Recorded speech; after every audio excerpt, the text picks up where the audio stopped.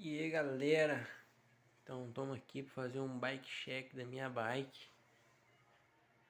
Então vamos começar pelo quadro. É um Comensal Supreme 27,5. O pé de vela é um Saint, pedal clipe Shimano padrão.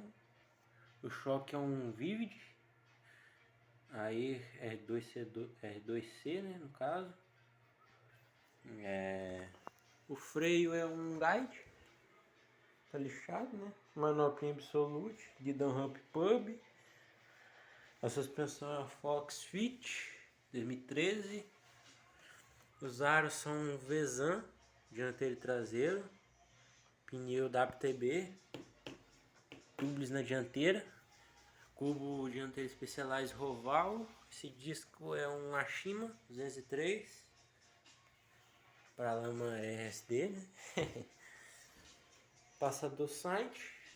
Bancozinho Gils, tudo arranhado, né? Arranhado, rasgado, daquele naipe. Mas o que o ar traseiro é o Vezan, né?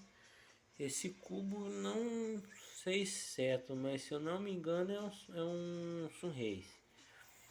Disco traseiro é um Ashima também.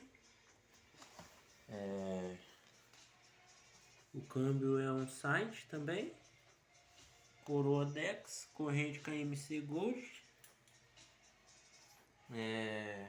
Cassete reduzido de 7 velocidades. Acho que é 11 por 21. E essa bike, né? Comensalzinha. Botar pra derreter na liga. Você tá doido?